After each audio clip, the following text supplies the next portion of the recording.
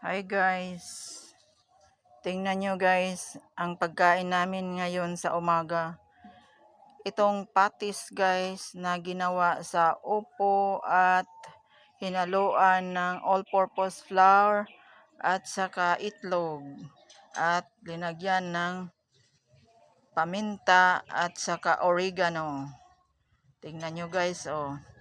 Masarap ang ulam namin ngayon sa umaga dahil ang patis na ginawa ko ay upo at linagyan ng itlog, all-purpose flour, linagyan ng asin, at saka may oregano powder at paminta powder.